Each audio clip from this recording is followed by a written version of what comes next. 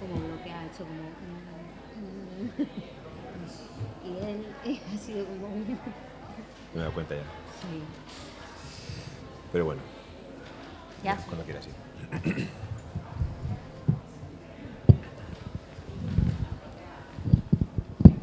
Uy, madre, ya me lo cargo esto. Perdón. Bueno, muy buenas tardes a todos y muchas gracias por acompañarnos. Hoy vamos a presentar Mortaja de Barro y aquí tenemos a su autor, es Carlos Hoyo Razkin y es escritor navarro. Tenía muchas ganas de que viniera a la Semana Negra de Gijón a presentar una de sus novelas y bueno, aquí lo tenemos por fin. Yo estaba deseando, ¿no?, que vinieras a presentar aquí una de tus novelas porque es un gran novelista. Cuando yo publiqué mi primera novela con Erein, La Siena Roja, él también se estrenaba en la misma editorial Con Quién, con Fuego, y desde entonces somos amigos y nos hemos hecho fans el uno del otro. Me gusta mucho cómo escribe Carlos porque tiene un estilo elegante, me encantan sus personajes y sus tramas. Él no es muy seguidor de la novela negra nórdica, ya lo sé, pero a mí no sé por qué... Algunas he leído, pero algunas, pero no es muy seguido. Pero a mí no sé por qué me recuerda al escritor islandés Arnaldur Indridarsson, es así igual de elegante, el de La mujer de verde, La voz, Las marismas, bueno, no sé si le conocéis, yo os lo recomiendo, pero bueno, mucho más a Carlos. Voy a hablaros un poco de su recorrido. Carlos publicó su primera novela, El cuaderno húngaro, en 2014 y después llegaron Quién, con Fuego, A la luz del vino y Mortaja de Barro.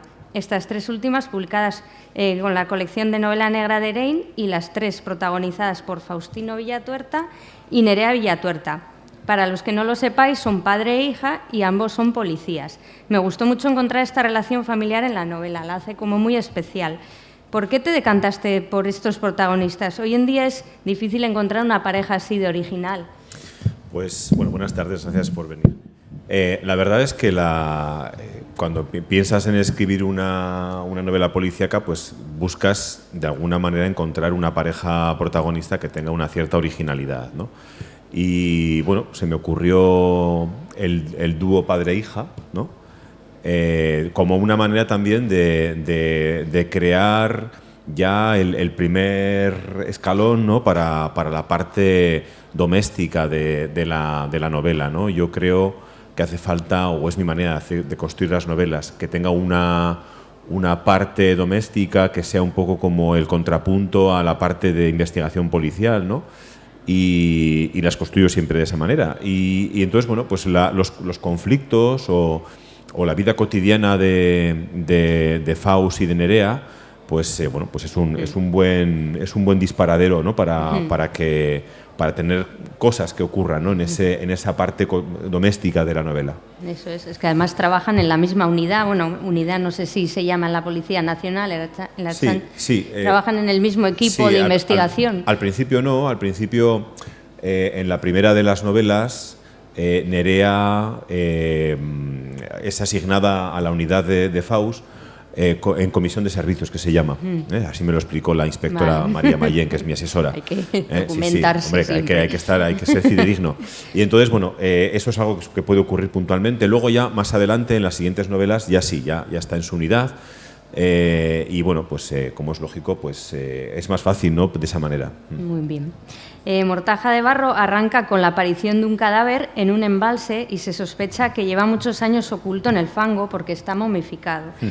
Os voy a leer un fragmento para que os empapéis de la atmósfera que rodea toda la novela. Pensaba en la oscuridad del barro. No sé hasta qué profundidad llega la luz. Supongo que en el embalse de Ugi no cubre tanto como para que el fondo sea totalmente opaco. Pero me imaginaba el cuerpo de esa mujer emergiendo del lodo, buscando respuestas, pidiendo justicia, y yo no sabía por dónde empezar a buscarlas. Tan solo tenía claro que había que volver a Eugi. De allí partía el ovillo, pero la madeja se perdía bajo la superficie del agua. ¿Cómo nace esta historia tan inquietante, esta momia? La verdad es que fue una cosa totalmente azarosa, como creo que viene siempre la inspiración, ¿no? Mi hija mayor estaba ese año participaba en un equipo de robótica, ¿no?, de tecnología de la Lego. La First Lego League es una competición y cada año es temática. Cada año va sobre un tema. Un año es el espacio, otro año es la tierra, otro año es el agua y aquel año era el agua. Vaya. Y entonces, bueno, pues una de las cosas que hicimos digo hicimos porque yo estaba también un poco involucrado en el tema de este equipo, ¿no? Pues fue a ir a ver el embalse de Ugi y la planta depuradora que está en Urtasun, que es un pueblecito que está un poquito más abajo del embalse, ¿no? Y bueno, pues nos explicaron todo aquello, nos enseñaron pues cómo son la maquinaria que hay debajo del embalse, ¿no? Y cómo el proceso de la depuración del agua y tal y cual, ¿no? Y yo, pues como tengo la mente muy sucia, pues rápidamente dijo yo, este embalse aquí, esta sala de máquinas, ¿no? Y pues al rato ya me di cuenta que se me había ido la cabeza y ya no estaba atento a las explicaciones de la depuradora, sino que estaba pensando cómo matar a alguien aquí en el embalse, ¿no? Y de ahí vino, y luego poco a poco pues la madeja se fue construyendo. Hacía falta otra parte de historia, ¿no? que completara, ¿no? Que completara el crimen, ¿no? Hacía falta buscar pues un motivo, como es lógico, ¿no? Hacía falta buscar un entorno, ¿no? Y bueno, pues todo fue construyendo poco a poco. Aparece una reflexión en Mortaja de Barro que dice así: es curioso cómo el pasado abre de vez en cuando huecos en el presente. Tanto en esta novela como en la primera de la saga, Quien con fuego, nos narras parte del presente y parte del pasado. ¿Por qué nos gustan tanto este tipo de saltos temporales, presente, pasado? A ti, sobre todo. A mí es que me encantan, sí. Yo tengo dos debilidades, ¿no? Una son los saltos en el tiempo, ¿no? Las tramas que van del presente al pasado y porque de alguna manera yo creo que los crímenes del presente se explican muy bien por los hechos del pasado, ¿no? Y otras son los pasadizos secretos. Es culpa de los 5. Me imagino que todos habréis leído cuando erais pequeños los libros de los 5, ¿no? Y a mí me pirraban los pasadizos secretos. Entonces yo, en todas mis novelas hay un pasadizo secreto. Me encantan. Y ya os contaré después una historia que me pasó hace poco. Sí, pero eso ya off the record.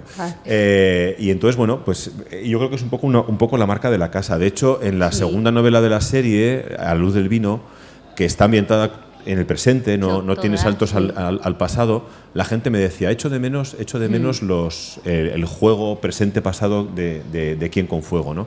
Entonces, bueno, para esta tercera entrega lo quería recuperar, ¿no? Quería recuperar ese juego.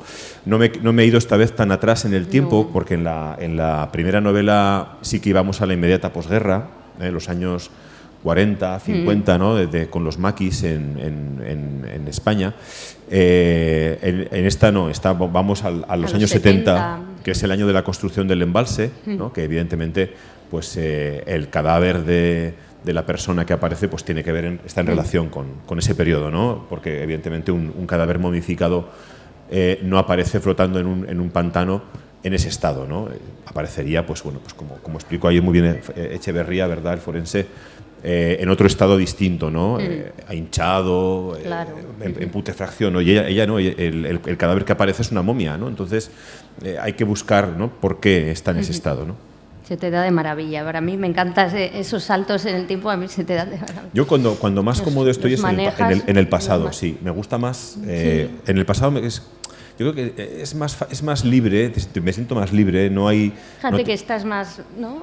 Conoces menos, claro, esa época. Pero de alguna manera también no tienes la obligatoriedad del presente. Ya.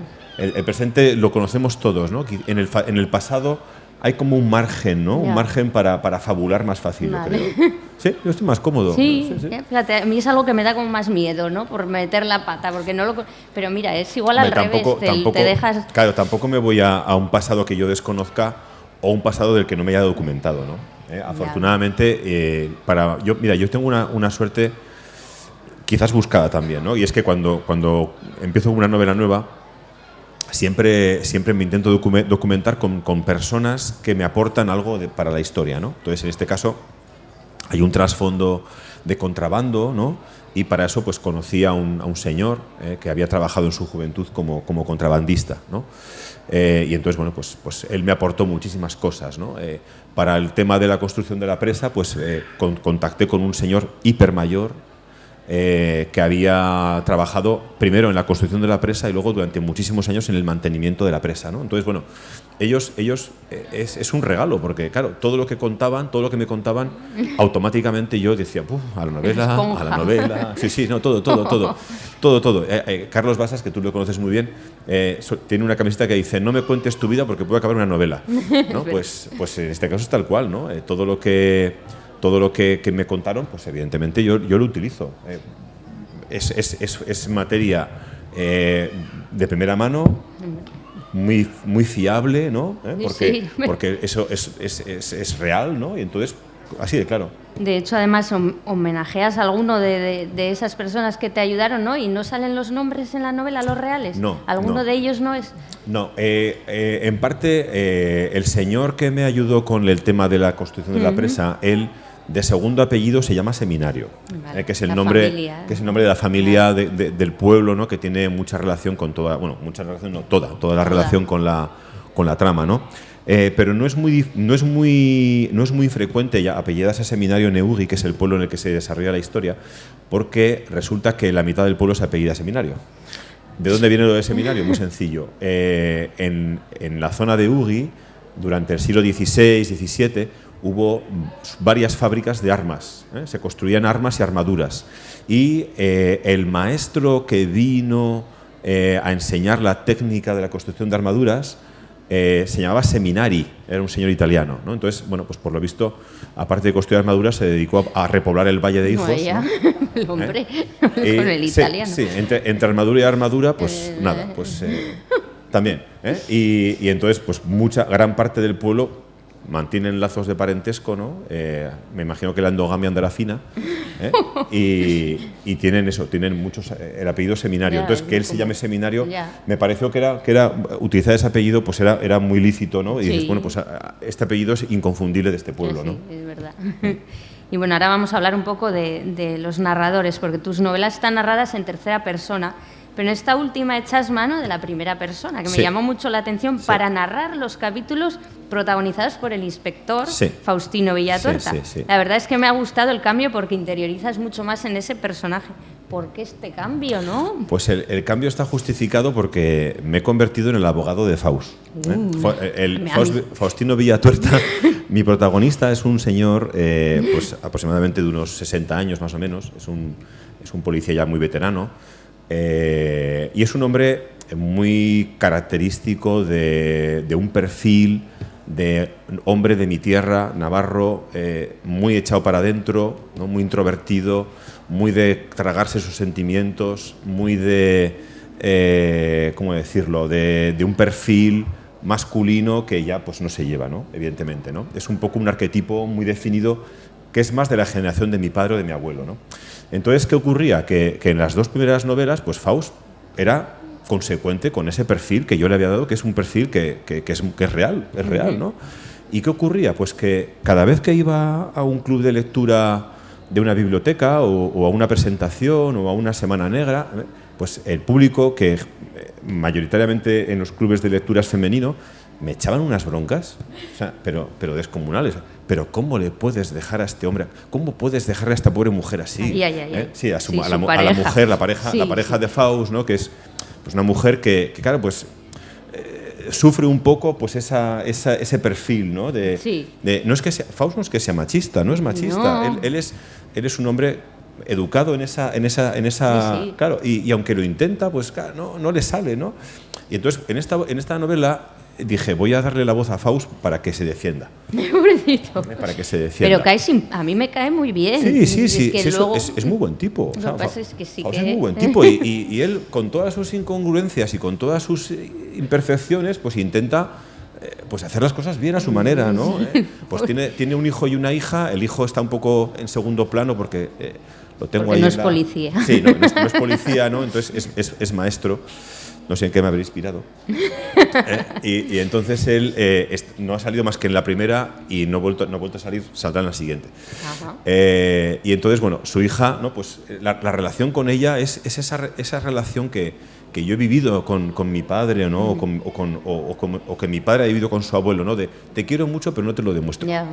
¿No? Es un poco eso, ¿no? Esa relación muy, yo creo que muy de esa generación, ¿no? Entonces por eso al final la voz de Faust, dije, voy a darle esta voz para que él pueda defenderse, ¿no? Sí.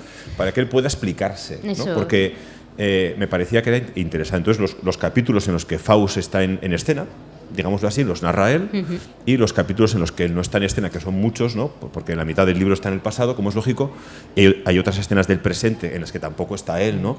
Pues ahí pues, el narrador es una tercera persona habitual, ¿no? Y bueno, yo creo que le da dinamismo. Sí.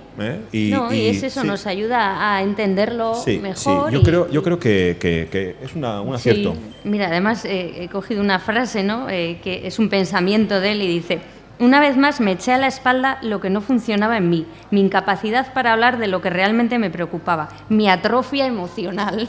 Es que es como, ¡ay! Así es Faust. Sí. Tiene una atrofia emocional tal el cual, pobre. Sí.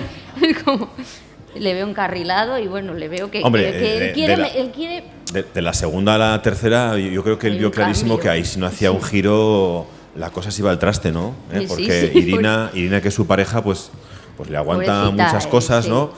Y al final, pues bueno, pues él hace un esfuerzo también. A mí me ¿no? cae bien, pero yo no le aguantaría, ¿eh?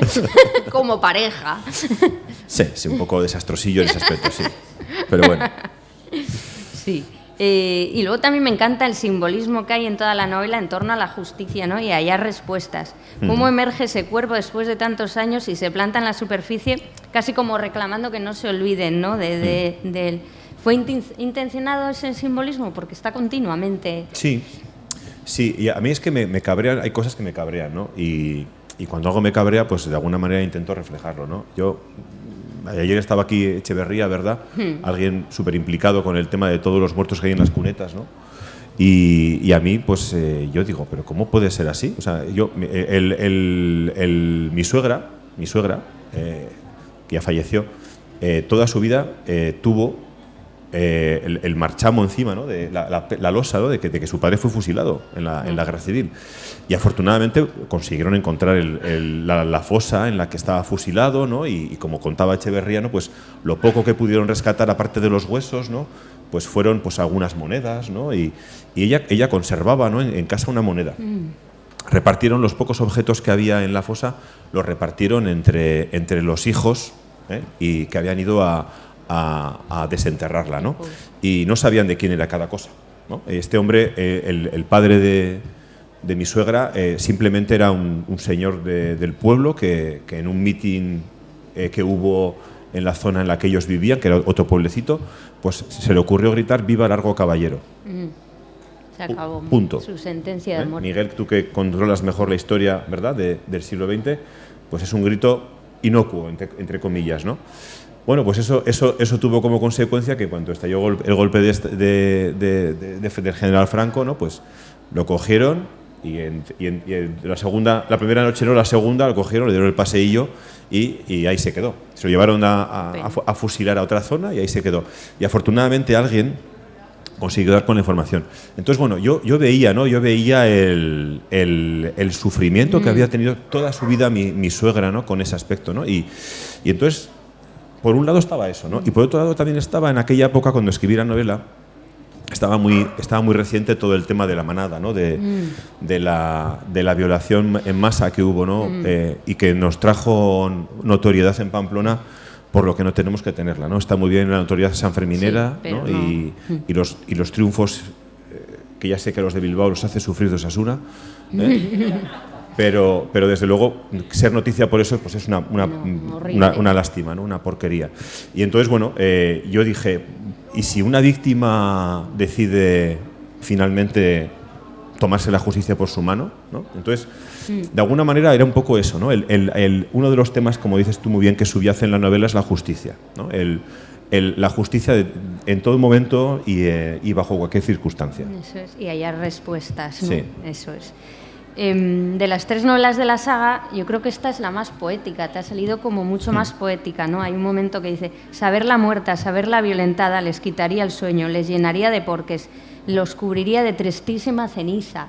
Me pareció, vamos, que es Háblanos, ¿no?, de tu relación con la poesía, que esta novela está plagada de pequeñas pinceladas. Intenté cuidar más el lenguaje.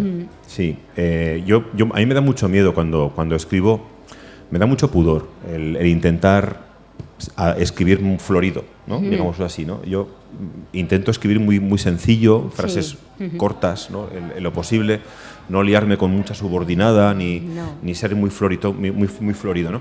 Y sin embargo, pues había fragmentos, ¿no?, en los que sobre todo en el pasado, ¿no? Yo creo que es donde más me permitía ser más poético, ¿no? Y a mí me gusta la poesía. Yo no he escrito jamás poesía porque me veo absolutamente incapaz y creo que haría unos ripios horribles.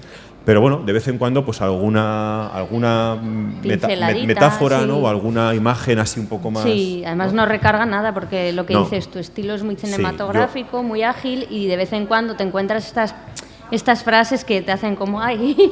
Sí. Está buscado, que quise cuidar un poquito más el lenguaje en ese sentido. Pues nos quedan solo 5 minutos y bueno, te quería preguntar antes de terminar, a ver si va a seguir Faust y Nerea. Yo creo que sí, ¿no? Les veo en plena forma. Yo creo que por lo menos una más sí. A mí lo que me preocupa es un poco lo que decía antes Juan, ¿no? Que los personajes tengan un recorrido que sea creíble, ¿no? y que no se agoten, ¿no? Mientras tenga, sobre todo eso, mientras tenga experiencias vitales, ¿no?, que sean creíbles y que sean atractivas para el lector, yo creo que Faust seguirá. El problema será el día que no se me ocurra qué le puede pasar en la vida real a Faust que sea real y que sea creíble, ¿no? Tengo un par de cosas, ¿no?, bueno, no hemos hablado de una cosa que sí que es importante, que es el tema de la madre de Faust, ¿no?, que su madre pues está empezando a perder la cabeza, ¿no? Es una señora mayor que hasta ese momento ha sido muy independiente, ha vivido bien, pero empieza a perder la cabeza, ¿no? Y entonces es un problema más añadido a lo que tiene que solucionar Faust, ¿no? Y entonces, bueno, eso evidentemente me va a permitir, ¿no?, en la siguiente novela pues, vertebrar un poco la trama doméstica. Otra idea que tengo también, pues la llevaré también con eso, ¿no? Y el caso, pues ya veremos qué surge, ¿no? Pero sí, yo creo que los Villatrota aún tienen un poquito de recorrido. Yo estoy deseando volver a leer, saber de Faust y de Nerea.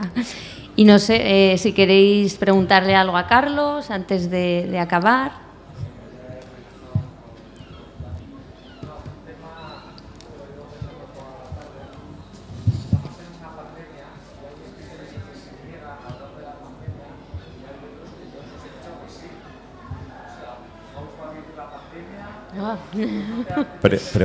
Pregunta Miguel si Faust va a vivir la pandemia o si va a salir en las novelas de Faust la pandemia.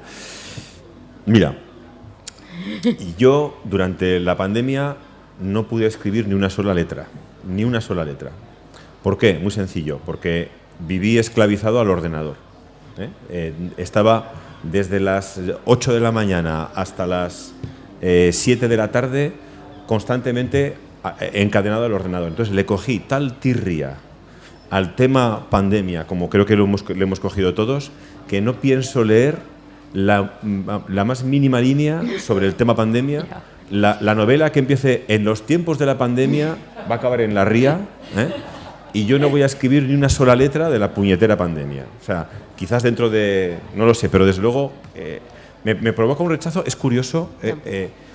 yo recuerdo, ¿no?, el rechazo que sentía, por ejemplo, mi abuelo, ¿no?, a hablar de la guerra civil, ¿no?, que evidentemente no podemos compararlo con la pandemia, ¿no? Fue un suceso mucho más doloso, luctuoso, terrible, ¿no?